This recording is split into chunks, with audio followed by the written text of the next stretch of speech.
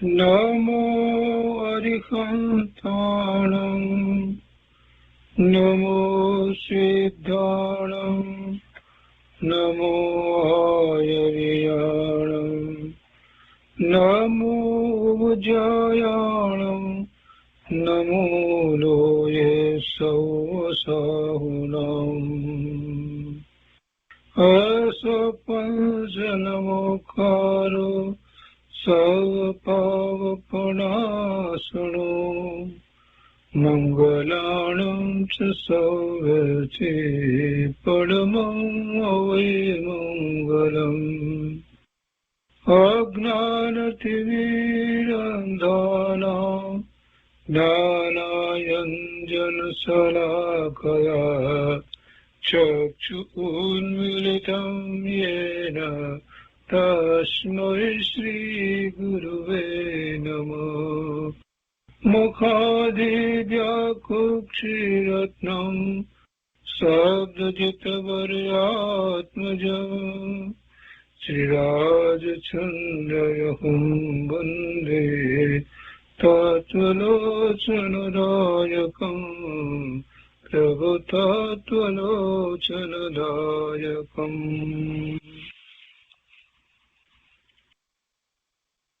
કૃપાળુદેવના વચનામૃતનો સ્વાધ્યાય. એમાં આપણે વર્ષ 25 પત્રોનો સ્વાધ્યાય કરી રહ્યા છીએ. 394 પત્ર સુધી સ્વાધ્યાય કર્યો છે. આજે પત્ર 395 લઈએ છે. પત્રાંક 395.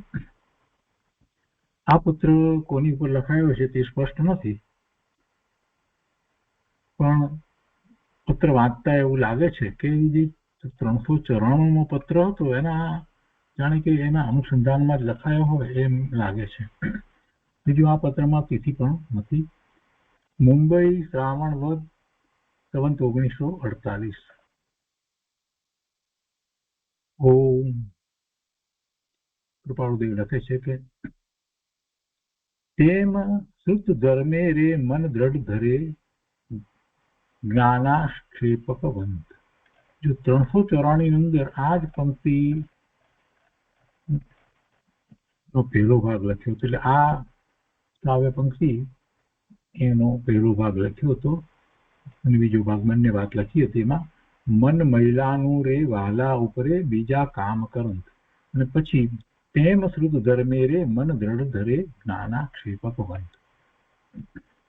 અને એની પહેલાના પત્રમાં 393માં ફક્ત આ મન મહિલાનું રે વાલા ઉપરે બીજા કામ કરંત એમ લખ્યું હતું, પણ બે પંક્તિ સાથે 394માં પત્રમાં લખી ને પછી એનો વિસ્તાર કૃપાળુદેવે કર્યો. આ સૌભાગભાઈ ઉપર લખાયેલ પત્રો હતા બંને. હવે અહીંયા 395 ની અંદર પણ આ જે તેમ શ્રુત ધર્મે રે મન દ્રઢ ધરે જ્ઞાનાક્ષેપક વંત એ વાત જ લીધી છે, ત્યાંથી શરૂઆત કરી છે અહીંયા 395 ની અંદર. એટલે આપણને એમ લાગે કે આ જ 394ના અનુસંધાનમાં જ આગળ વાત છે અને એટલે સૌભાગભાઈ પ્રત્યે હોય એવું લાગે છે. પણ મૂળ વાત તો એ સમજાવવી છે. એ બે પંક્તિ જે છે જેમાં મહિલાનું મન ક્યાં રહે છે, કોઈ પણ પ્રકારનું કામ કરે છે ત્યારે પણ એના પતિને વિશે જ રહે છે, એ ઉદાહરણ દઈ અને સાચા મુમુક્ષુની દ્રષ્ટિ ક્યાં હોય, સાચા ધર્મીની દ્રષ્ટિ ક્યાં હોય કે સમ્યક દ્રષ્ટિની દ્રષ્ટિ ક્યાં હોય, તેનું મન ક્યાં હોય, એનું ચિત્ત ક્યાં રહેવું જોઈએ, એ વાત કૃપાળુદેવે ખૂબ સમજાવી છે. એટલે અહીંયા એ લખ્યું છે કે તેમ શ્રુત ધર્મે રે મન દ્રઢ ધરે જ્ઞાનાક્ષેપક વંત. એટલે અહીંયા તો સમ્યક દ્રષ્ટિની વાત લીધી છે. કૃપાળુદેવ લખે છે એનો વિસ્તાર કરતા કે વિક્ષેપ રહિત એવું જેનું વિચાર જ્ઞાન થયું છે,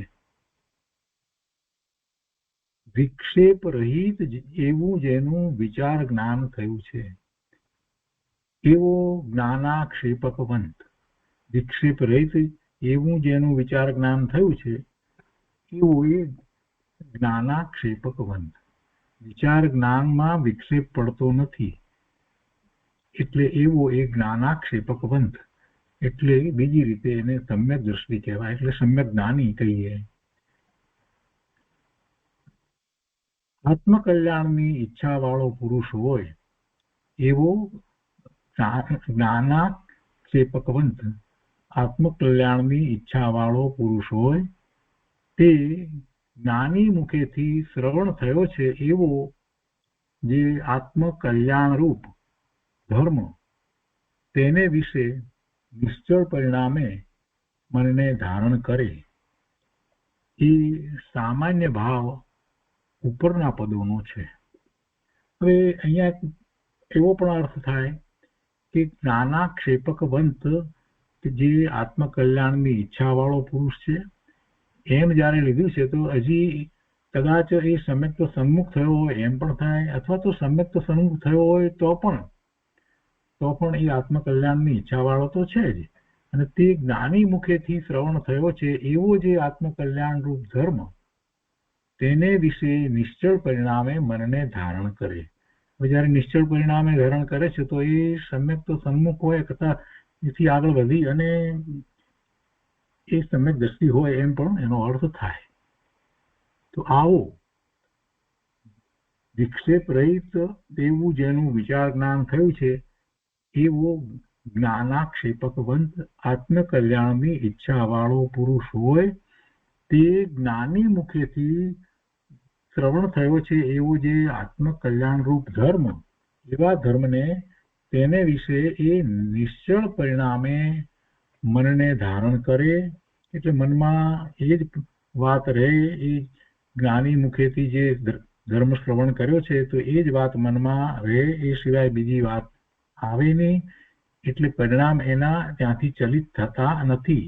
એ નિશ્ચળ પરિણામે એને ધારણ કરે છે. મન ધારણ કરે એ સામાન્ય ભાવ ઉપરના પદોનો છે. એટલે આ તેમ શુદ્ધ ધર્મે રે મન દ્રઢ કરે જ્ઞાનાક્ષેપકવંત. શુદ્ધ ધર્મે એ મનને દ્રઢ કરે છે. શુદ્ધ ધર્મ. શ્રુત શું છે? શ્રુત શું છે? શ્રુત તો ભગવાનની વાણી છે, પરમાત્માની વાણી, જીનેશ્વર ભગવાનની વાણી છે, તે પરમ શ્રુત છે. અને એ જ મુક્તિનો માર્ગ દર્શાવે છે, એ જ ધર્મ છે. તો એવા શુદ્ધ ધર્મે એને મનને દ્રઢ કર્યું છે, એમ એ રહ્યો છે. બહારમાં ગમે તે ચાલતું હોય છતાં પણ તેવી જ રીતે તે વર્તે છે. જેમ પેલી મહિલા પોતાનું કાર્ય ગમે તે બહારમાં જે કંઈ કરતી હોય તે કર્યા કરે, પણ એનું મન તો પોતાના પતિ તરફ જ રહ્યું છે, એ સિવાય બીજી કોઈ વાત અંતરમાં આવતી નથી. એવી રીતે અહીંયા કહે છે કે આ જ્ઞાનાક્ષેપકવંત એટલે કે જે આત્મકલ્યાણની ઈચ્છાવાળો છે અને જેનું જ્ઞાન, વિચાર જ્ઞાન એટલે એને અંતરમાં જે વિચારણા ચાલી રહી છે એમાં કોઈ વિક્ષેપ પડતો નથી. એ વિચારણા આત્માને વિષેદ થઈ રહી છે, એમાં કોઈ વિક્ષેપ પડતો નથી. અને એ વિચારણામાં શું છે તો કે જ્ઞાનીના મુખેથી જે ધર્મ સાંભળ્યો છે, આત્મકલ્યાણ રૂપ ધર્મ સાંભળ્યો છે, એ જ ચાલી રહ્યું છે અને મન ત્યાં જ રહ્યું છે, ત્યાંથી એ ચલિત થતો નથી. એવા એના પરિણામ થાય છે. નિશ્ચળ પરિણામે એને મનને ધારણ કરે છે. એવો સામાન્ય ભાવ ઉપરના પદોનો છે, એમ કૃપાળુદેવે સમજાવ્યું. હવે આગળ કહે છે કે તે નિશ્ચળ પરિણામનું સ્વરૂપ ત્યાં કેવું ઘટે છે. તે નિશ્ચળ પરિણામનું સ્વરૂપ ત્યાં કેવું હોય છે, કેવું હોવું જોઈએ.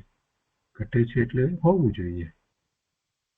તો તે પ્રથમ જ જણાવ્યું છે કે પ્રિય એવા પોતાના સ્વામીને વિશે બીજા ગૃહ કામને વિશે પ્રવર્તન છતાં પણ પતિવ્રતા એવી સ્ત્રીનું મન વર્તે છે. બીજા કામમાં હોય છતાં પણ ત્યાં જ એનું મન વર્તે છે. તે પ્રકારે એવું એ ઉદાહરણ આપ્યું છે તો એ રીતે એટલે બીજે ક્યાંય જતું જ નથી. તો એ નિશ્ચળ પરિણામનું સ્વરૂપ એવું ત્યાં હોય. નિશ્ચળ પરિણામનું સ્વરૂપ ત્યાં કેવું ઘટે, કેવું હોવું જોઈએ, તો કેવું હોય કે છે કે જેમ પેલી સ્ત્રી પતિવ્રતા સ્ત્રી છે, એ ઘરના બીજા કામો કરે છે, ત્યાં એ કામોમાં વ્યસ્ત છે, છતાં પણ એનું મન જે છે એ તો પોતાના સ્વામીને વિશે જ રહ્યું છે.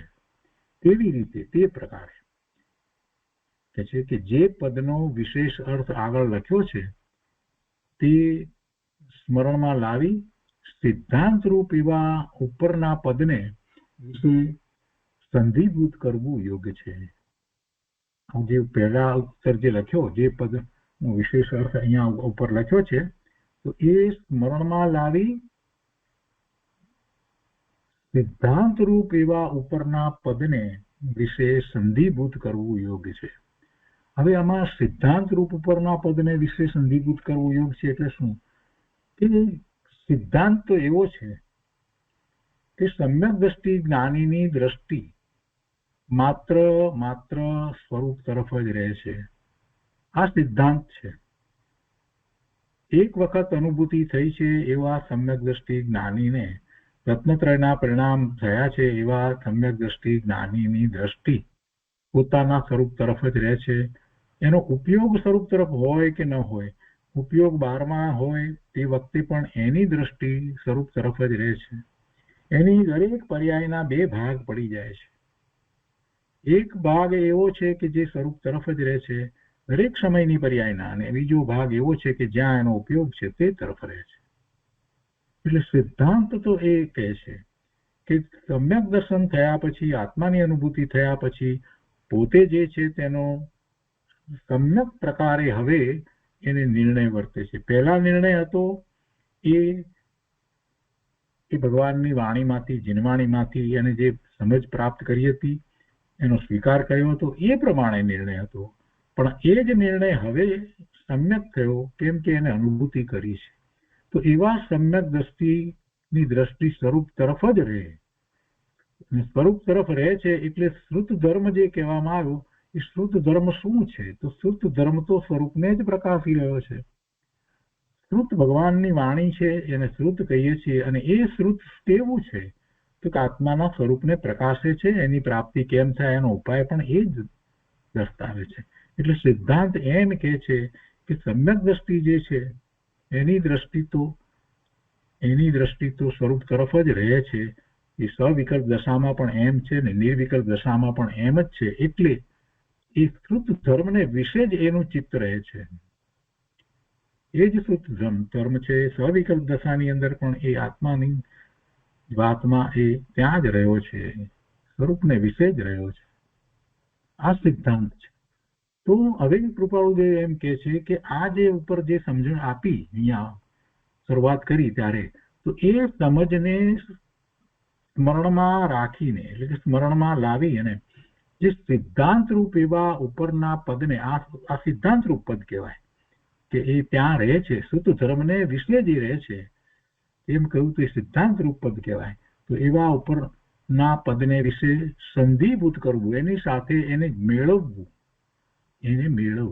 તે સ્મરણમાં લાવી સિદ્ધાંત રૂપ એવા ઉપરના પદને વિશે સંધિભૂત કરવું યોગ્ય છે. કારણ કે મન અને એ ઉદાહરણ અને વધારે ને વધારે સમજતા જઈ અને એને એ રીતે કરવાનું છે એમ કે છે પાછું. કારણ કે મન મહિલાનું વહાલા ઉપરે એ પદ છે તે દ્રષ્ટાંત રૂપ પદ છે. તો એ દ્રષ્ટાંત રૂપ પદ જે છે તે એમાં મન લીધું છે. અહીંયા સમ્યક દ્રષ્ટિનું મન કહેતા એનું ચિત્ત એમ લેવું. અને એ ક્યાં રહે છે? એના પેલાના મહિલાનું મન તો એના પતિ તરફ રહે છે, એના ઉપર જ રહે છે. તો એવી જ રીતે આ સમ્યક દ્રષ્ટિનું ચિત્ત મન ક્યાં રહે છે? તો સ્વરૂપ તરફ રહે છે. એટલે શ્રુત ધર્મ ઉપર રહે છે કે સ્વરૂપ તરફ રહે છે, બેનો અર્થ એક જ થાય છે. કેમ કે શ્રુત ધર્મ છેવટે શું પ્રકાશે છે? એ સ્વરૂપને જ પ્રકાશે છે. હવે એને વધારે સમજાવી છે કેમ કે આ મહત્વનું છે, કોઈ સામાન્ય વાત નથી. આ દ્વારા સમજાવવું છે કે જ્યારે સમ્યક દર્શન થાય છે તો કેવી દશા હોય છે એ વાત એક તો સમજાવવી છે. અને બીજું એ બતાવવું છે કે પોતે કાંઈક ધર્મની અંદર સમજતો થયો હોય, બે વાત એને આવડી હોય, શાસ્ત્ર વાંચન કરી અને એને યાદ રાખી હોય, એની અપેક્ષા વગેરે સમજો હોય, નય વગેરે સમજો હોય, તો એને કેટલીક વખત એમ થઈ જાય કે મને પણ એવું જ છે એમ સમ્યક દર્શન. તો એમ નથી. કેમ કે જે સમ્યક દ્રષ્ટિ છે એની તો આખી વાત જુદી છે. એનું ચિત્ત ક્યાં રહે છે એ વાત બહુ મહત્વની છે. એટલે એ વાત પણ આમાંથી આપણને ખ્યાલમાં આવે છે. શું કે છે આગળ કૃપાળુદેવ કે અત્યંત સમર્થ એવો સિદ્ધાંત પ્રતિપાદન કરતા જીવના પરિણામમાં તે સિદ્ધાંત સ્થિત થવાને અર્થે સમર્થ એવું દ્રષ્ટાંત દેવું ઘટે છે. સિદ્ધાંત જેવો છે તો એને માટે દ્રષ્ટાંત સમજાવવા માટેનું પણ એવું હોવું જોઈએ. એવો સમર્થ સિદ્ધાંત જે છે તો એને એ સેવા સિદ્ધાંતને સમજાવવા માટેનું દ્રષ્ટાંત પણ એવું યોગ્ય હોવું જોઈએ. એ દ્રષ્ટાંત સમર્થ હોવું જોઈએ, એટલે કે એ દ્રષ્ટાંત એ સિદ્ધાંતને સમજાવવામાં એ ખરેખર ઉપયોગી થાય એવું હોવું જોઈએ. એમ જાણી અને ગ્રંથ કરતા તે સ્થળે જગતમાં સંસારમાં પ્રાય મુખ્ય એવો જે પુરુષ પ્રત્યેનો ક્લેશ આદિ ભાવ રહિત એવો કામ્ય પ્રેમ સ્ત્રીનો તે જ પ્રેમ સત્પુરુષથી શ્રવણ થયો હોય જે ધર્મ તેને વિશે પરિણિત કરવા કહે છે. એટલે કે આ ઉદાહરણ પણ એવું જ છે. અને ઉદાહરણમાં આપણે વિચાર કરીએ તો સંસારની અંદર મોટે ભાગે મુખ્ય તો કોણ છે? પુરુષ છે. પુરુષ પ્રધાન પદ્ધતિ આપણી છે. આપણી એવા સંસ્કાર આ તે બધું જે કંઈ છે તે બધું પુરુષ પ્રધાન છે. અને એમાં સ્ત્રી એટલે એમાં પતિવ્રતા જે સ્ત્રી છે તો એનો પ્રેમ પણ એના પતિ પ્રત્યે એવો હોય એનું ઉદાહરણ આપવામાં એટલા માટે આવે છે કે એનાથી વિશેષ એ સ્ત્રીને કાંઈ હોતું નથી. પુરુષ પ્રત્યેનો એનો જે ભાવ જે છે, એનો પ્રેમ જે છે એ ક્લેશ ભાવ રહિત છે. અને એવો કામ્ય પ્રેમ એ સ્ત્રીનો એ પ્રેમ તે જ પ્રેમ સત્પુરુષ તે જ પ્રેમ અહીંયા સુધીની વાત કરી તો ઉદાહરણની વાત કરી તો એ પ્રેમ કેવો છે? એ પ્રેમ એ સ્ત્રીને પતિવ્રતા સ્ત્રીને એ સિવાય બીજું કાંઈ મુખ્ય છે નહીં. એના અંતરમાં એનો પતિ છે, બીજું કાંઈ નથી. એના પ્રત્યેનો પ્રેમ એ જ એને માટે મુખ્ય વાત છે. એ જેટલું એને માટે મુખ્ય છે એમ અહીંયા વજન લાવી અને કૃપાળુદેવ કહે છે કે એ જ રીતે સમજવાનું છે કે તે જ પ્રેમ એવું જે એનો પ્રેમ છે એ જ પ્રેમ અહીંયા સત્પુરુષથી શ્રવણ થયો હોય જે ધર્મ તેને વિશે પરિણમિત કરવા કહે છે. એટલે કે સત્પુરુષ દ્વારા આપણને જે ધર્મ પ્રાપ્ત થયો હોય એને વિશે એવો જ પ્રેમ કરવા કહે છે.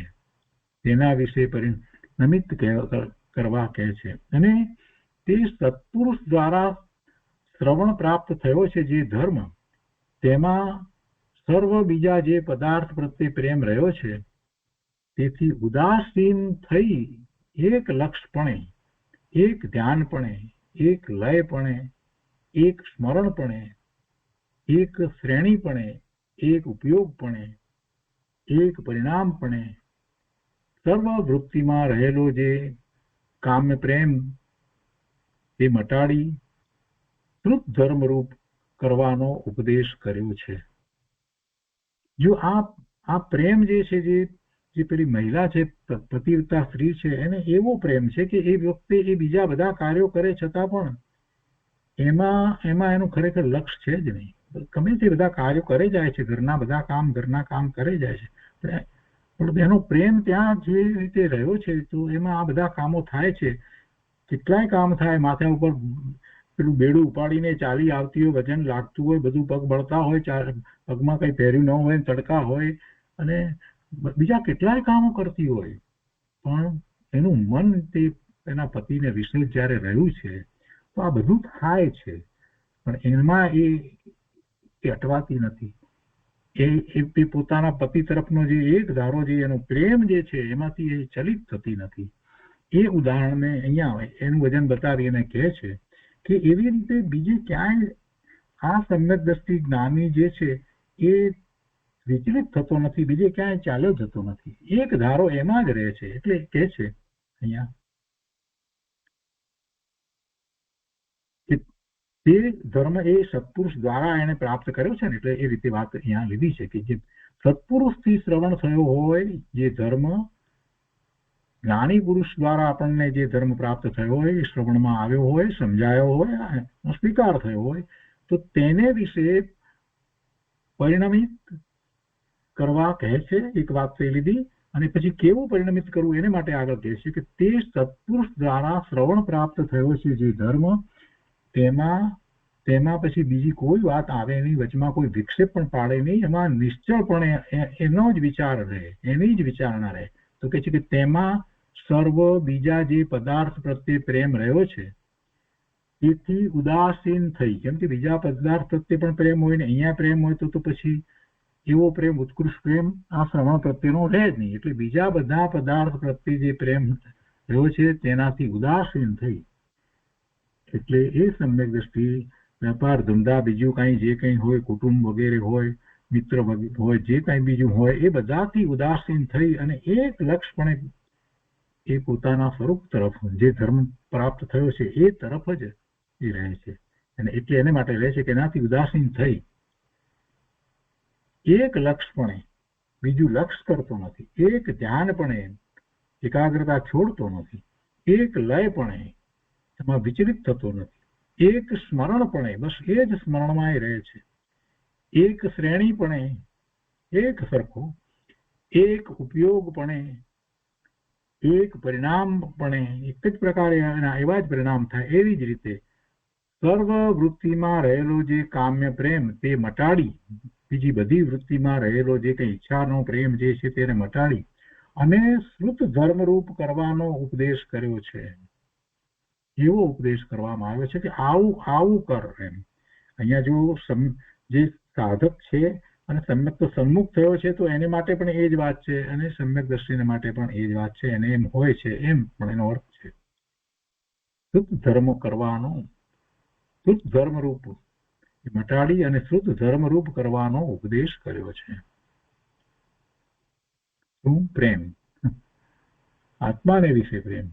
હવે આગળ કહે છે કે એ કામ્ય પ્રેમથી અનંત ગુણ વિશિષ્ટ, એટલે પેલા સ્ત્રી જે છે એ પતિવ્રતા એનો તો જે પ્રેમ છે તો એવો પ્રેમ છે, કામ્ય પ્રેમ છે, તો એના કામ્ય પ્રેમથી અનંત ગુણ વિશિષ્ટ, અનંત ગણો એવો શ્રુત પ્રત્યેનો, શ્રુત તો ભગવાનની વાણી છે, પરમાત્માની વાણી છે, એ શ્રુત પ્રત્યે પ્રેમ કરવો ઘટે છે.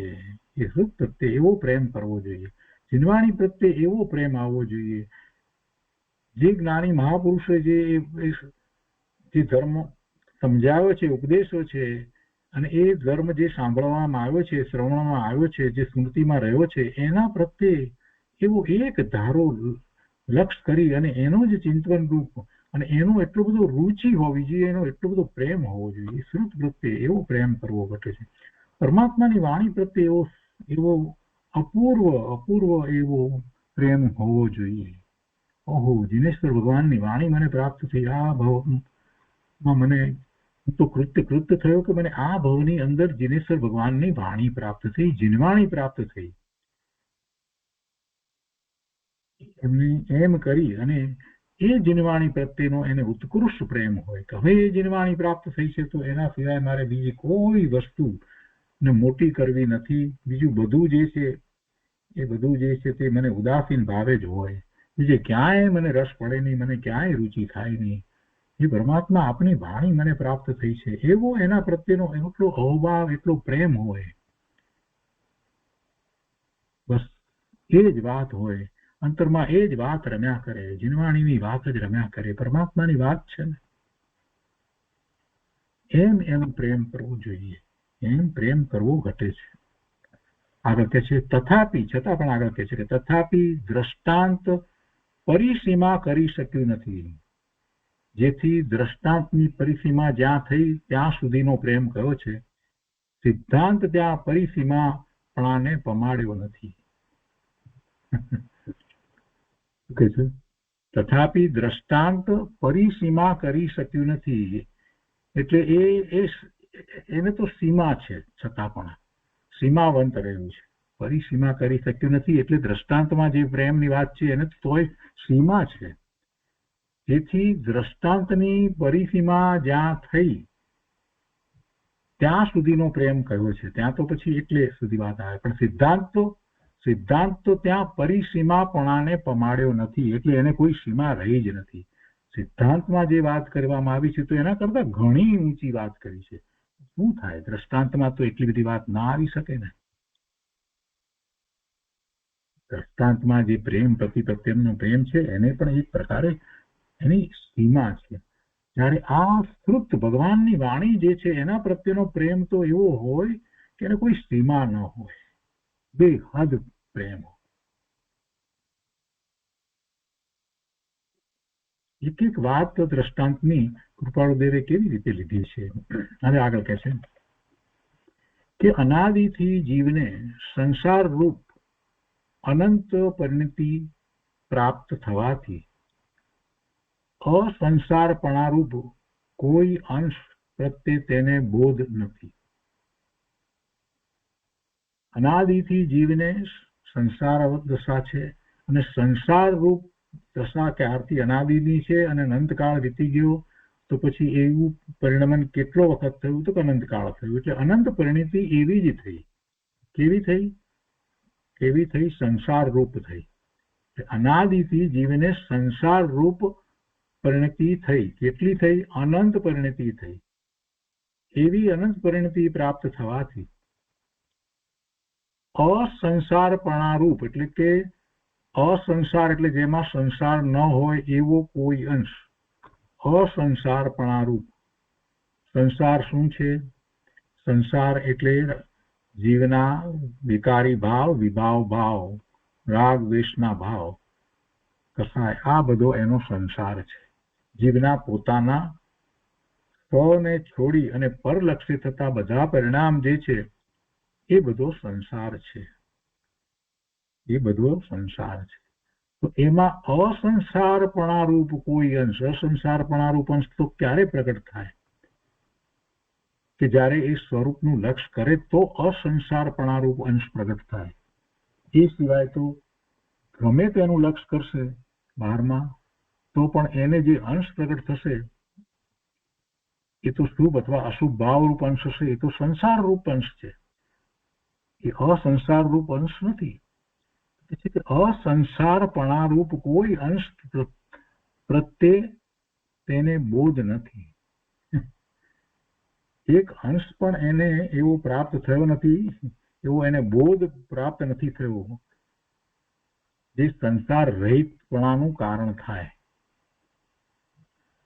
સંસાર અનાદિનો છે. સંસાર રૂપ પરિણામ પણ અનંતકાળથી થઈ રહ્યા છે અને એમ જ થઈ રહ્યું છે ત્યારે એને સંસાર રહિત થાય એવો બોધનો અંશ પણ પ્રાપ્ત થયો નથી. જો પ્રાપ્ત થયો હોત, અંશ પણ પ્રાપ્ત થયો હોત તો પછી એમાં આગળ વધી જાત. એટલે કે સમ્યક દર્શન થયું નથી. અસંસારપણારૂપ કોઈ અંશ પ્રત્યે તેને બોધ નથી. અને એના કારણ કે છે ઘણા કારણોનો જોગ પ્રાપ્ત થયે, ઘણા કારણોનો જોગ પ્રાપ્ત થયે તે અંશ દ્રષ્ટિ પ્રગટવાનો જોગ પ્રાપ્ત થયો તો તે વિષમ એવી સંસાર પરિણતિ આડે તેને તે અવકાશ પ્રાપ્ત થતો નથી. એ ભગવાન, આ જીવે પ્રમાદ કેટલો કરે છે અને કૃપાળુદેવ કેવું આપણને આંગળી ચીંધીને બતાવે છે કે ભાઈ તને ક્યાંક એ અંશ પ્રાપ્ત થવાનો અવસર મળ્યો પણ આ સંસારની પરિણતિની આડે તે અવકાશ પ્રાપ્ત કર્યો નહીં. અવકાશ પ્રાપ્ત થતો નથી એટલે જાતે પોતે એવો અવકાશ પ્રાપ્ત કર્યો નહીં, એને એવી ફુરસદ મેળવી જ નહીં. આ જીવ વ્યસ્તનો વ્યસ્ત રહ્યો, એટલો વ્યસ્ત રહ્યો કે જ્યારે એવો ધર્મનો અંશ પ્રગટે, એવા કોઈ જ્ઞાની મળ્યા, એમની વાત મળી તો એ વખતે એને આ સંસારના કાર્યો પાછળ એટલી બધી વ્યસ્તતા રહી કે એને એ તરફ વિચારવાનો અવકાશ જ પ્રાપ્ત ન થયો. એમાંથી ઊંચો જ ના આવ્યો, બહાર જ ના આવ્યો. અવકાશ પ્રાપ્ત થતો નથી. અને જ્યાં સુધી તે અવકાશ પ્રાપ્ત ન થાય ત્યાં સુધી જીવને સ્વપ્રાપ્તિ ભાન ઘટતું નથી. જ્યાં સુધી ધર્મ નો અંશ સમજી સ્વીકારી અને પ્રાપ્ત કરવા માટે નો એને સમય ન મળે, ફુરસદ ન મળે, એને એવો અવકાશ ન મળે ત્યાં સુધી એને સ્વરૂપનું ભાન જ્ઞાન તો ક્યાંથી થાય? એને હોય જ નહીં. સ્વપ્રાપ્તિ ભાન હોતું નથી, સ્વપ્રાપ્તિ ભાન ઘટતું નથી. જીવને સ્વપ્રાપ્તિ ભાન ઘટતું નથી. પણ આવો અવકાશ કેમ એને પ્રાપ્ત થતો નથી? અરે ભાઈ, અવકાશ તો પ્રાપ્ત જ છે. કરવો હોય એને અવકાશ પ્રાપ્ત હોય છે, રુચિ હોય એને અવકાશ જ છે. રુચિ નથી ને બીજે બધે બારમાં ને બારમાં રુચિ હોય તો પછી ક્યાંથી અવકાશ પ્રાપ્ત થાય? સંસારી કામોની અંદર જ રુચિ છે જીવને, બીજી ક્યાંય રુચિ નથી. એટલે અનંતકાળથી આ જીવ ભટકે છે અને એને જ પ્રમાદ કહેવામાં આવે છે. આત્માનો વિચાર ન કરવો, પછી બીજે ભલે બધે 18 કલાક કામ કરતો હોય, પ્રવૃત્તિ કરતો હોય, છતાં પણ એ પ્રમાદી છે.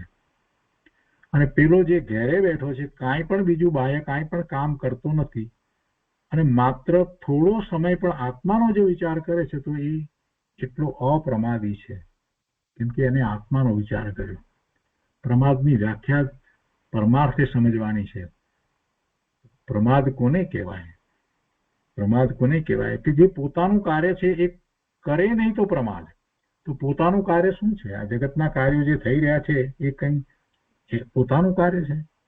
એ કરે કે ન કરે એ કાર્ય તો થઈ જ રહ્યા છે. તો માત્ર એમાં કર્તાપણાનો ભાવ કરે છે. જગતના કાર્યો કઈ એને લીધે થાય છે? આત્મા શું કાર્ય કરે? કયું કાર્ય કરે છે? ખોટા અભિમાન કરે છે, અમે આમ કરીએ તેમ કરીએ. એ તો બધા થવાના હતા તે જ થાય છે. અમે લોકોની સેવા કરીએ, અમે લોકોને અન્નદાન આપીએ, અમે ઓપરેશન કરીએ, બધાને દેખતા કરીએ, અનેક પ્રકારે જીવ અભિમાન કરે છે. બધા પોતપોતાના પુણ્યને આધીન જે કંઈ પ્રાપ્ત થાય છે તેને એ પ્રાપ્ત કરે છે. બાકી કોઈ કોઈને કંઈ આપી દે કે લઈ દે એવી કોઈ વાત હોતી જ નથી. અભિમાન છોડવાના છે. પોતાના કાર્ય નથી, પરના કાર્યો છે, એમાં પરતાપણું કરી અને આ જીવ અભિમાનમાં ને અભિમાનમાં જીવન પૂરું કરે છે. એનું એ કાર્ય નથી. એટલે એ જે જેમાં માન મળે છે ને એ બધી વાત એને ખૂબ ગમે છે. અભિમાન પોસાય છે ને એનું માન કસાય એટલો બધો છે કે એમાં એને ગમે છે. એટલે એમાં એ વ્યસ્ત રહે છે. એટલે એને અવકાશ પ્રાપ્ત થતો નથી. અવકાશ પ્રાપ્ત ન થાય એવી કોઈ વાત નથી. જીવે ઊંધાઈ કરી છે. સંસારની પરિણતિ અનંતકાળથી ચાલી આવે છે, અનાદિથી જે છે, તો એના સિવાય એને બીજું કંઈ સૂઝતું નથી, બીજે કંઈ દેખાતું નથી. અને ક્યારેક એવા જ્ઞાની મહાપુરુષ મળી ગયા અને એમને ધર્મની દ્રષ્ટિનો અંશ પ્રગટાવવા માટે વાત કરી તો એને ગ્રહણ કરી એના ઉપર ચિંતન કરવાનો આ અને અવકાશ જ નથી. આ જીવને અવકાશ પ્રાપ્ત થતો નથી. અને જ્યાં સુધી એવો અવકાશ પ્રાપ્ત ન થાય ત્યાં સુધી જીવને સ્વપ્રાપ્તિ ભાન હોતું નથી, ઘટતું નથી. હવે આગળ કહે છે કે જ્યાં સુધી તે પ્રાપ્તિ ન થાય, સ્વપ્રાપ્તિ ભાન, પોતાના સ્વરૂપ વિશેનું ભાન, પોતે છે પોતાનું અસ્તિત્વ, એનું ભાન થવું. પછી આગળ વધીને વાત થાય કેવું છે અને કેવી રીતે એની અનુભૂતિ થાય, તો પછીની વાત છે. ફક્ત અત્યારે તો સ્વપ્રાપ્તિ ભાન ઘટતું નથી પોતાનું. એટલે કહે છે કે જ્યાં સુધી તે પ્રાપ્તિ ન થાય ત્યાં સુધી જીવને કંઈ સુખ કહેવું ઘટતું નથી. ત્યાં સુધી એ દુઃખી જ છે. દુઃખી કહેવો ઘટે છે. એને દુઃખી કહેવાય પણ સુખી કોઈ રીતે કહેવાય એમ નથી. જેને આત્માનું જ્ઞાન ભાન નથી, આત્માની અનુભૂતિ નથી, એને સુખ શું છે? એને કોઈ સુખ છે જ નહીં. એને સુખી કહેવો ઘટતું નથી. સુખી કહેવો એ ઠીક નથી, યોગ્ય નથી. એ દુઃખી છે. દુઃખી કહેવું જ એને માટે ઘટે છે. અને એમ દેખી અત્યંત અનંત કરુણા પ્રાપ્ત થઈ છે જેને, એવા આપ્ત પુરુષે પરમાત્માએ દુઃખ મટાડવાનો માર્ગ જાણ્યો છે. જે તે કહેતા હતા, કહે છે અને ભવિષ્યકાળે કહેશે તે માર્ગ. દિનેશ્વર ભગવાન આપ્ત પુરુષ, એમણે એ માર્ગ પોતે જાણ્યો છે, અપનાવ્યો છે. એ જ માર્ગે પોતે પૂર્ણ સુખની પ્રાપ્તિ કરી છે. અને એ જ માર્ગ એ પોતે દિવ્ય ધ્વનિ દ્વારા કહેતા હતા, વર્તમાનમાં કહે છે અને ભવિષ્યકાળમાં પણ કહેશે. તો તે માર્ગ એ કે જીવનું સ્વાભાવિકપણું પ્રગટ્યું છે જેને વિશે, એ માર્ગ શું છે? હવે એ માર્ગ વિશે વાત કરે છે. તે માર્ગ એ કે જીવનું સ્વાભાવિકપણું પ્રગટ્યું છે જેને વિશે જીવનું સ્વાભાવિક સુખ પ્રગટ્યું છે જેને વિશે એવો જ્ઞાની પુરુષ તે જ તે અજ્ઞાન પરિણતિ અને તેથી પ્રાપ્ત થયું જે દુઃખ પરિણામ તેથી નિવારી આત્માને સ્વાભાવિકપણે સમજાવી શકવા યોગ્ય છે, કહી શકવાને યોગ્ય છે.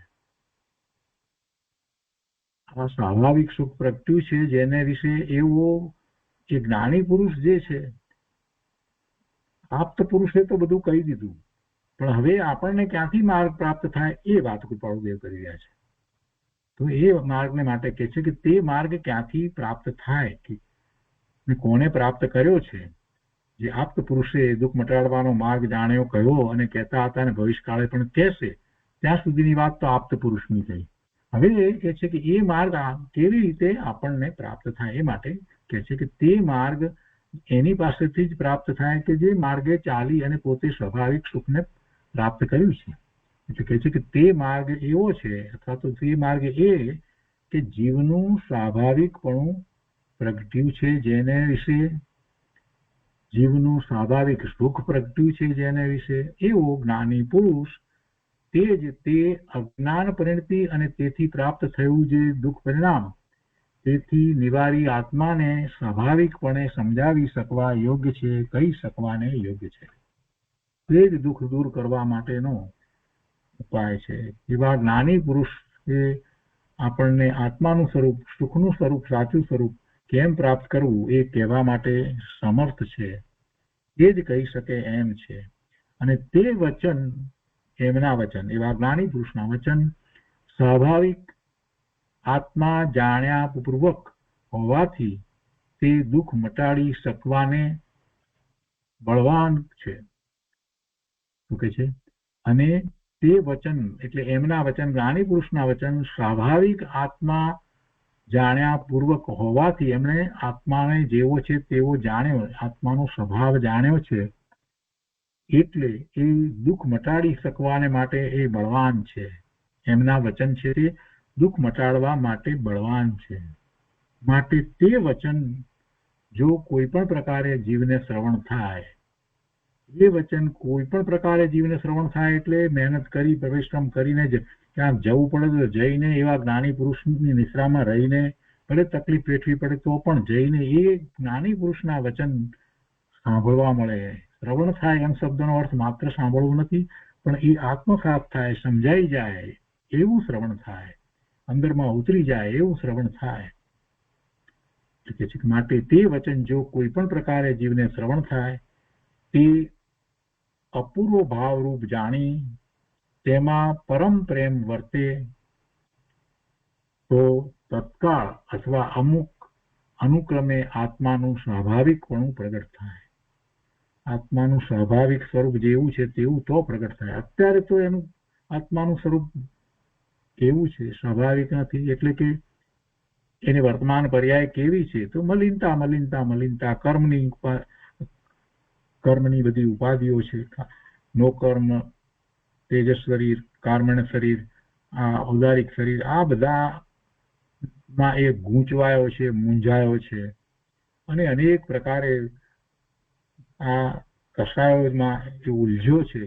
રાગ, દ્વેષ, ક્રોધ, માન, માયા, લોભ વગેરેની અંદર અને શંકા અને ભય ને આ બધામાં જ પડી રહ્યો છે. એટલે એને આત્માનું સ્વાભાવિક સ્વરૂપ તો ક્યાંથી પ્રાપ્ત હોય? એને સ્વાભાવિક સ્વરૂપ કેવું છે એનું ભાન જ્ઞાન નથી. એવા જ્ઞાની પુરુષના વચન જો કોઈ પણ પ્રકારે શ્રવણ થાય તો ખ્યાલ આવે કે આત્માનું કેવું સ્વરૂપ છે. અને એવો અપૂર્વ ભાવ રૂપે એને જાણી અને તેમાં પરમ પ્રેમ વર્તે. એ પાછા જ્ઞાનીના વચનને માત્ર સાંભળે એટલું નહીં, પણ એમાં પછી એમને પરમ પ્રેમ થવો જોઈએ કે આ વચન છે એ દ્વારા જ મને સુખની પ્રાપ્તિ થાય, મારા દુઃખનો અંત આવે.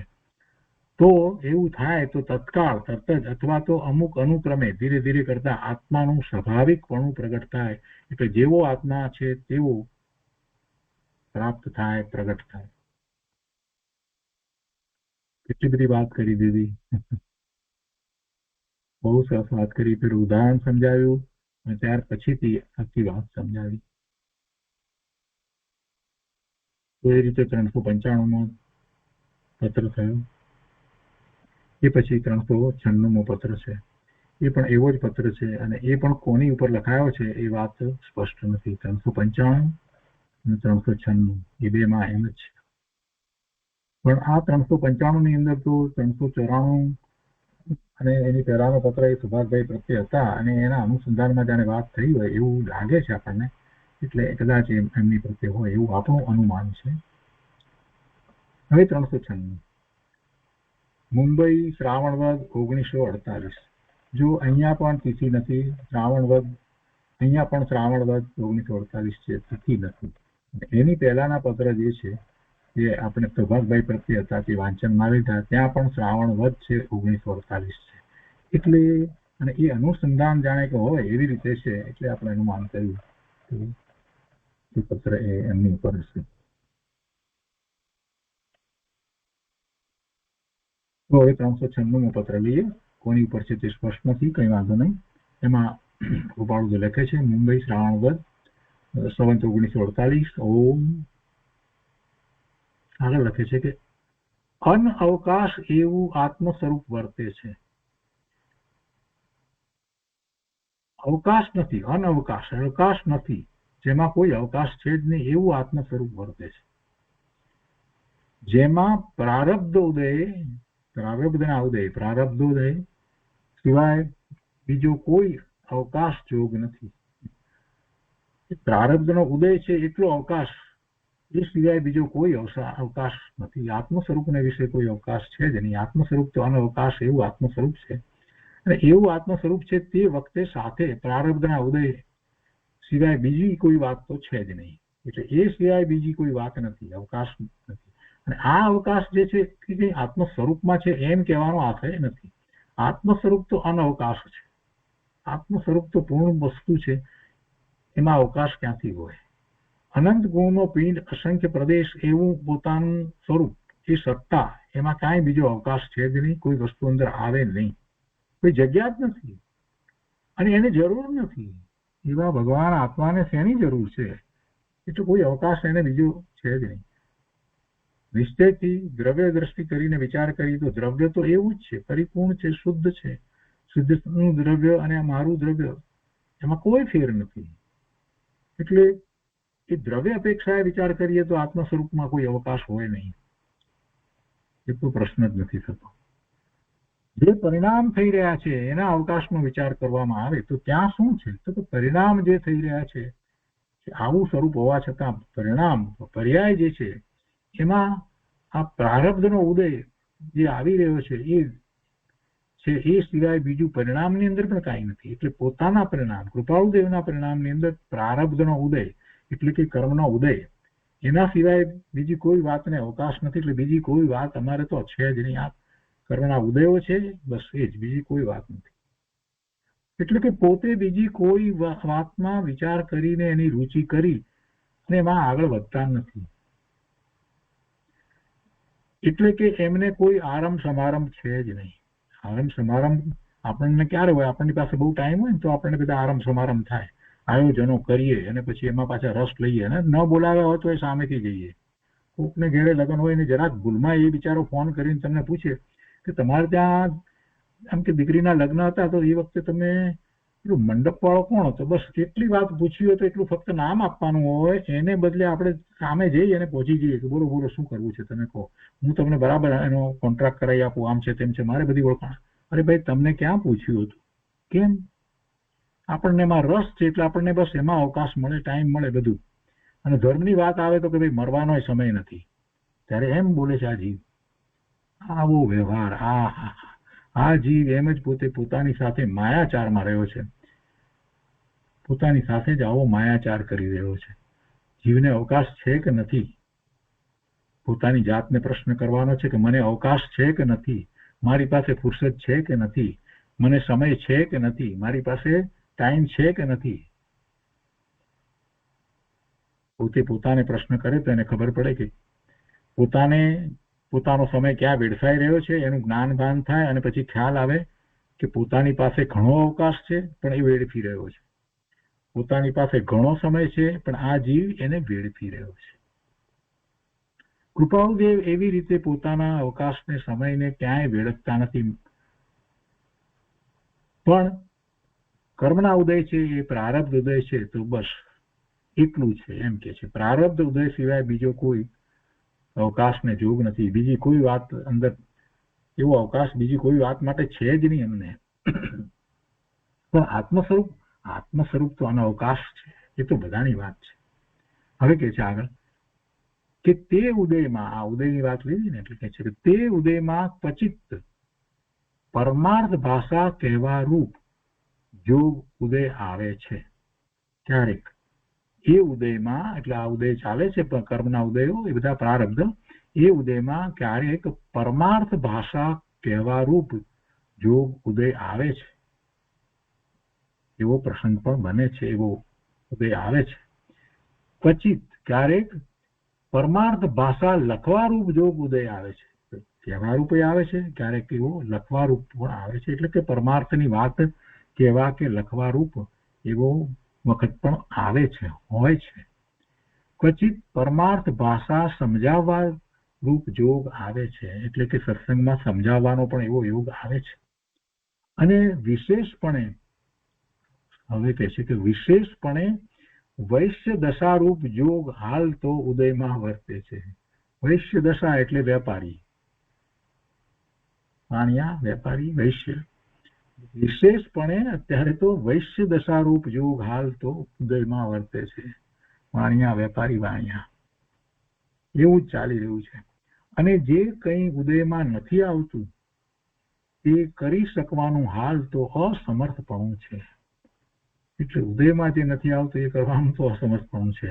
પેલું ક્યારેક એવું ઉદય આવે છે તો લખીએ છીએ, ક્યારેક ઉદય આવે છે તો સમજાવીએ છીએ, ક્યારેક ઉદય આવે છે તો બોલીએ છીએ, એ વાત તો લખી.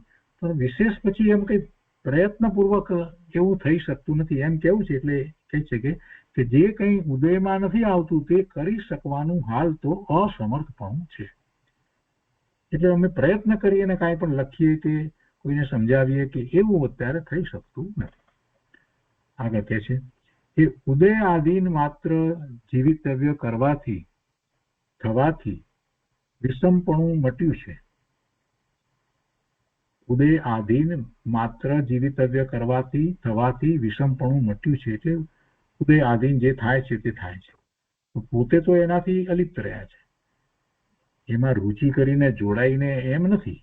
એટલે ઉદય આધીન માત્ર જીવિતવ્ય કરવાથી, એવું જીવિતવ્ય થવાથી વિષમપણું મટ્યું છે. કોઈ વિષમતા રહે નથી. પોતે જ્ઞાતા દ્રષ્ટા ભાવે જ બધા કાર્યો કરી રહ્યા છે. એ ઉદય છે એમ સમજીને કરી રહ્યા છે. એમ નથી કે આ મારું કાર્ય છે, આ મેં આમ કર્યું માટે હવે આમ થયું. એના પરિણામો વિશે ઉદાસીનતા છે. ઉદય આધીન માત્ર જીવિતવ્ય થવાથી વિષમપણું મટ્યું ક્યારે કહેવાય કે એના પરિણામ જે છે, ઉદય તો આવ્યો અને એ પછી ઉદય ચાલ્યો ગયો, તો એ જે એના પછી જે ફળ આવ્યા, જે પરિણામ આવ્યા, એ પરિણામ પ્રત્યે કોઈ રુચિ નથી.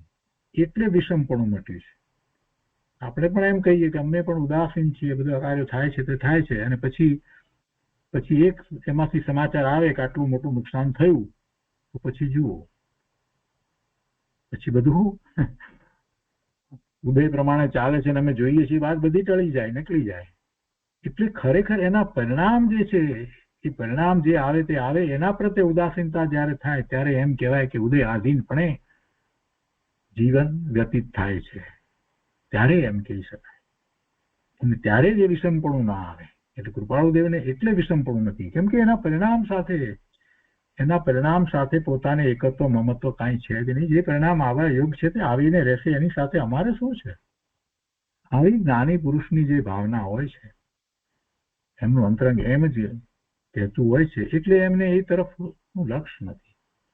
પરિણામ આવ્યા તો પણ એને માત્ર જાણે છે, પણ પરિણામથી શોકિત થતા નથી, હર્ષિત થતા નથી, શોક હર્ષ થતા નથી. એટલે વિષમપણું થતું નથી, એટલે વિષમપણું મટ્યું છે. હવે આગળ લખે છે કે તમ પ્રત્યે, પોતા પ્રત્યે, અન્ય પ્રત્યે કોઈ જાતનો વિભાવિક ભાવ પ્રાય ઉદય પ્રાપ્ત થતો નથી. ક્યારે એવો ભાવ, વિભાવિક ભાવ તમારા પ્રત્યે કે પોતા પ્રત્યે કે અન્ય પ્રત્યે કે એવો ઉદય ભાવ થતો નથી. અને એ જ કારણથી પત્ર આદિ કાર્ય કરવા રૂપ પરમાર્થ ભાષા જોગે અવકાશ પ્રાપ્ત નથી એમ લખ્યું છે. અને તે તેમ જ છે. આગળ લખે છે કે પૂર્વ ઉપાર્જિત એવો જે સ્વાભાવિક ઉદય તે પ્રમાણે દેહ સ્થિતિ છે. ને કે ભાઈ આપણે કેમ છે, તબિયત સારી છે, આપણે સમાચાર પૂછાવીએ અને તો પછી એનો ઉત્તર લખીએ ને કે આ ભાઈ મારી તબિયત સારી છે, ઠીક છે વગેરે. તો હા, એનો એવો ઉત્તર છે કે પૂર્વ ઉપાર્જિત એવો જે સ્વાભાવિક ઉદય તે પ્રમાણે દેહ સ્થિતિ છે. પૂર્વના એવા કોઈક પાપના ઉદયને કારણે કૃપાળુ દેવને શારીરિક તકલીફ હતી, એમને કેટલીક શારીરિક ગતિ હતી, છતાં પણ એની કોઈ વાત લખતા નથી. એ બધું પૂર્વ ઉપાર્જિત છે, એ દેહને વિશે છે, પોતે તેનાથી ભિન્ન છે.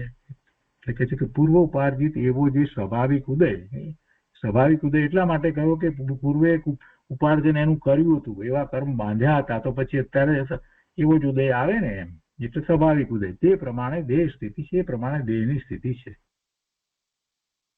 ડિસેન્ટ્રી એમને થતી હતી ને, એવી તકલીફ હતી.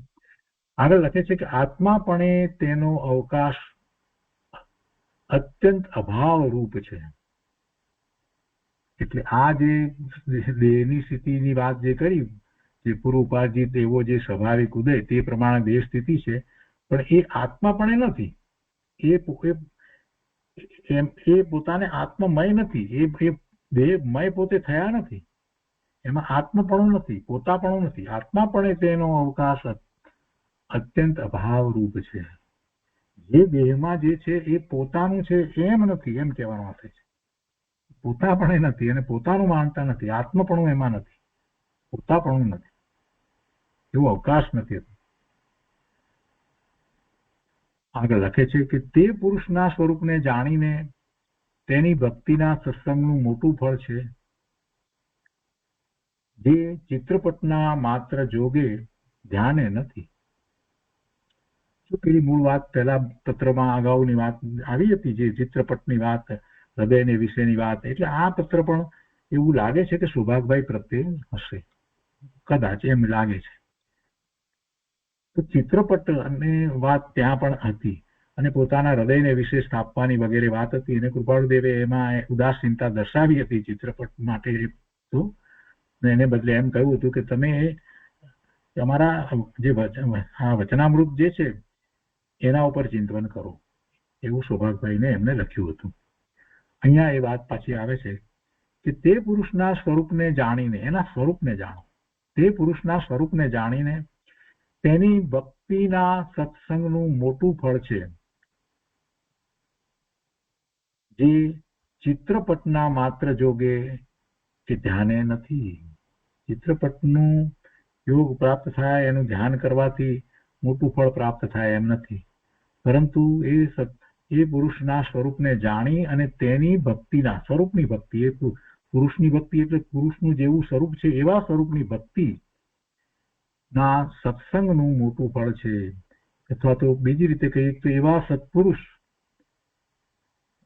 સત્પુરુષ પ્રત્યેનો અહોભાવ અને એમનો સત્સંગ એ ખરેખર તો ફળદાયી થાય એમ છે. એનું ચિત્રપટ કે એ ચિત્રપટમાં ધ્યાન કરવાથી એ પ્રાપ્ત નહીં થાય. જે તે પુરુષના સ્વરૂપને જાણે છે તેને સ્વાભાવિક અત્યંત શુદ્ધ એવું આત્મ સ્વરૂપ પ્રગટે છે, અને એ પ્રગટ થવાનું કારણ તે પુરુષ જાણી સર્વ પ્રકારની સંસાર કામના પરિત્યાગી અસંસાર પરિત્યાગ રૂપ કરી શુદ્ધ ભક્તિએ એ પુરુષ સ્વરૂપ વિચારવા યોગ્ય છે. શું કહે છે ફરીથી? જે તે પુરુષના સ્વરૂપને જાણે છે તેને સ્વાભાવિક અત્યંત શુદ્ધ એવું આત્મ સ્વરૂપ પ્રગટે છે. આ વાત તો સમજાય છે. પછી આગળ કહે છે કે એ પ્રગટ થવાનું કારણ, એવું સ્વાભાવિક અત્યંત શુદ્ધ એવું આત્મ સ્વરૂપ પ્રગટ કેમ થાય? તો કહે છે કારણ તે પુરુષ જાણી સર્વ પ્રકારની સંસાર કામના પરિત્યાગી અસંસાર પરિત્યાગ રૂપ કરી શુદ્ધ ભક્તિએ તે પુરુષ સ્વરૂપ વિચારવા યોગ્ય છે. એટલે એ કેવી રીતે થાય એની આખી પ્રોસેસ આપી. માત્ર સ્વરૂપને જાણે એમ નથી, પણ સ્વરૂપને જ્યારે જાણે છે તો એ પુરુષને જાણે છે એટલે એના સ્વરૂપને જાણે છે તો સર્વ પ્રકારની સંસારની કામનાને સાથે એ છોડી દે છે, એનો ત્યાગ પૂર્ણપણે કરે છે. સંસાર અસાર છે અને એનો પરિત્યાગ કરી, પૂર્ણપણે ત્યાગ કરી અને શુદ્ધ ભક્તિએ તે પુરુષ સ્વરૂપ વિચારવા યોગ્ય છે. તે પુરુષનું સ્વરૂપ દ્વારા આત્માના સ્વરૂપની જ વાત કરી છે. એ સ્વરૂપ વિચારવા યોગ્ય છે. ચિત્રપટની પ્રતિમાના હૃદય દર્શનથી ઉપર કહ્યું તે આત્મ સ્વરૂપનું પ્રગટપણું મહાન ફળ છે. એ વાક્ય નિર્વિસંવાદી જાણી લખ્યું છે. એટલે કે ચિત્રપટ પ્રતિમાના હૃદય દર્શનથી આ પ્રાપ્ત થાય એમ નથી. શું આત્મ સ્વરૂપનું પ્રગટપણું એવું નહીં થાય. ખરેખર આત્મ સ્વરૂપનું પ્રગટપણું એ મહાન ફળ છે. ચિત્રપટની પ્રતિમાના હૃદય દર્શનથી આ જે ઉપર કહ્યું એ પ્રમાણે નું આ મહાન ફળ જે છે, આત્મ સ્વરૂપનું પ્રગટપણું મહાન ફળ છે, એ તમારે પ્રાપ્ત કરવા યોગ્ય છે. એટલે ચિત્રપટની પ્રતિમાના હૃદય દર્શન વગેરેની વાત ઠીક છે, પણ જે પ્રાપ્ત કરવા યોગ્ય છે એ તો આ છે. એટલે એનાથી આ ઉપર કહ્યું, એટલે જે આ સ્વરૂપની પ્રાપ્તિની જે ઉપર કહેવામાં આવી એ કહેવામાં આવ્યું એવું આત્મ સ્વરૂપનું પ્રગટપણું એ મહાન ફળ છે. અને એ વાક્ય નિર્વિસંવાદી જાણી લખ્યું છે. એમાં કોઈ બીજો ફેર નથી, એમાં કોઈ વિવાદ કરવા જેવું પણ નથી. મન, ફરી પાછી બીજી આગળ વાત લેવી છે, ફરીથી બીજી. મન મહિલાનું વહાલા ઉપરે બીજા કામ કરંત એ પદના વિસ્તારવાળા અર્થને આત્મ પરિણામ રૂપ કરી તે પ્રેમ ભક્તિ સત્પુરુષને વિશે અત્યંતપણે કરવી યોગ્ય છે. આ બધો આખો અર્થ જે લખ્યો તો એ બધાને ફરી ફરીને વિચારી અને પોતાના પરિણામ એવા કરવા. સત્પુરુષને વિશે અત્યંતપણે કરવી, પ્રેમ ભક્તિ સત્પુરુષને વિશે અત્યંતપણે કરવી. કેવી રીતે કરવી તો પાછું કહે છે કે એ પદના વિસ્તારવાળા અર્થને આત્મ પરિણામ રૂપ કરી. એ માત્ર વાંચવું એમ નહીં, એવા પછી પોતાના પરિણામ થવા જોઈએ, એટલે કે એવો સ્વીકાર થઈ જાય અને એવા પરિણામ થાય. એમ કરીને પ્રેમ ભક્તિ સત્પુરુષને વિશે અત્યંતપણે કરવી યોગ્ય છે, એમ સર્વ તીર્થંકરોએ કહ્યું છે. વર્તમાને કહે છે અને ભવિષ્ય પણ એમ જ કહેવાના છે. તે પુરુષથી પ્રાપ્ત થયેલી એવી તેની આત્મ પદ્ધતિ સૂચક ભાષા તેમાં અક્ષેપક થયું છે. વિચાર જ્ઞાન એટલે અક્ષેપક એટલે જેમાં વિક્ષેપ નથી પડતો એવું થયું છે. જે વિચાર જ્ઞાન એટલે સતત એવી વિચારણા ચાલી રહી છે, જેનું એવો પુરુષ તે આત્મકલ્યાણનો અર્થ તે પુરુષ જાણી. એટલે એવો પુરુષ છે એ જ ખરેખર આત્મકલ્યાણકારી છે. એટલે તે આત્મકલ્યાણનો અર્થ તે પુરુષ છે એમ જાણી તે શ્રુત શ્રવણ ધર્મમાં મન આત્મા એ ધારણ કરે. ધર્મમાં મન ધારણ એટલે આત્મા, મન એટલે આત્મા ધારણ તે રૂપે પરિણામ કરે છે. તે પરિણામ કેવું કરવા યોગ્ય છે તે દ્રષ્ટાંત મન મહિલા વાલા ઉપરે બીજા કામ કરંત આપી સમર્થ કર્યું છે. એટલે કે કેવું પરિણામ કરે એ આ દ્રષ્ટાંતમાં જે રીતે મહિલાના મનની વાત કરી અને કહેવામાં આવ્યું, સમજાવ્યું છે, તે એ પ્રમાણે કરવા યોગ્ય છે. અને પછી આગળ લખે છે કે ઘટે છે તો એમ કે પુરુષ પ્રત્યે સ્ત્રીનો જે કામ્ય પ્રેમ તે સંસારના બીજ ભાવોની અપેક્ષાએ શિરોમણી છે. એ મોટો છે, સંસારનું બીજ છે. આ જે સ્ત્રીનો પતિ પ્રત્યેનો પ્રેમ છે એ તો ખરેખર તો સંસારના બીજા ભાવોની અપેક્ષા એ શિરોમણી છે. પુરુષ પ્રત્યે સ્ત્રીનો જે કામ્ય પ્રેમ તે સંસારના બીજા ભાવોની અપેક્ષા એ શિરોમણી છે. એટલે સંસારના બધા ભાવોમાં એ વધારે ઊંચો છે. એ બધાનું જ કારણ બીજું શું છે. તથાપિ તે પ્રેમથી અનંત ગુણ વિશિષ્ટ એવો પ્રેમ સત્પુરુષ પ્રત્યેથી પ્રાપ્ત થયો, જે આત્મારૂપ શુદ્ધ ધર્મ તેને વિશે યોગ્ય છે. એટલે એનાથી પણ ઉત્કૃષ્ટ એવો ઊંચો વધારે એવો ગાઢ એવો પ્રેમ કોના પ્રત્યે હોવો જોઈએ? ધર્મ પ્રત્યે, શુદ્ધ ધર્મ પ્રત્યે હોવો જોઈએ, જે શુદ્ધ ધર્મ સત્પુરુષ પાસેથી પ્રાપ્ત થયો છે. પરંતુ તે પ્રેમનું સ્વરૂપ જ્યાં અદષ્ટાંતપણાને પામે છે ત્યાં બોધનો અવકાશ નથી એમ જાણી પરિસીમાભૂત એવું તે શ્રુત ધર્મને અર્થે ભરતાર પ્રત્યેના સ્ત્રીના કામ્ય પ્રેમનું દ્રષ્ટાંત કહ્યું છે.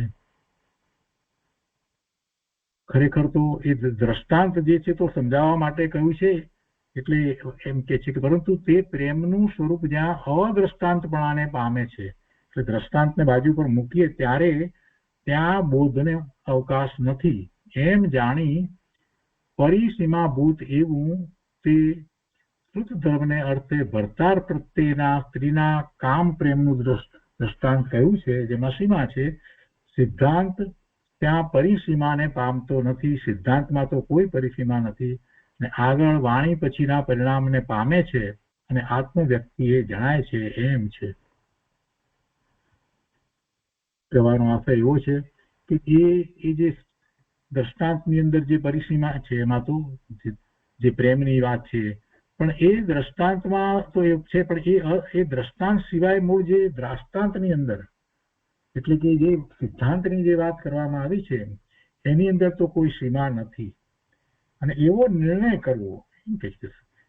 અને એ શેને માટેના પ્રેમની વાત છે? શ્રુત ધર્મને અર્થે. શ્રુત ધર્મને અર્થે એ ભરતાર પ્રત્યેના સ્ત્રીના કામ પ્રેમનું દ્રષ્ટાંત કહ્યું એવી રીતે શ્રુત ધર્મને વિશે તમારો પ્રેમ એમ બીજે ક્યાંય ન હોય એવી રીતે એમ જાણીને કરવું. એમાં પેલામાં પરિસીમા છે ને આમાં પરિસીમા નથી. એવું સિદ્ધાંત ત્યાં પરિસીમાને પામતો નથી, એને કોઈ સીમા રહેતી નથી. પછી કે છે કે આગળ વાણી પછીના પરિણામને પામે છે અને આત્મ વ્યક્તિએ જણાય છે એમ છે. પછી આગળ પછી વાણી પછીના પરિણામને પામે છે, એટલે પછીના પરિણામ જે ઉત્કૃષ્ટ થાય છે એ પછી વાણીમાં આવે છે અને આત્મ વ્યક્તિએ જણાય છે, પોતાને આત્મ સ્વરૂપે જણાય છે એમ છે. એ રીતે આ 396મો પત્ર પૂરો થાય છે. આજનો સ્વાધ્યાય આપણે અહીંયા સુધી રાખીએ છીએ.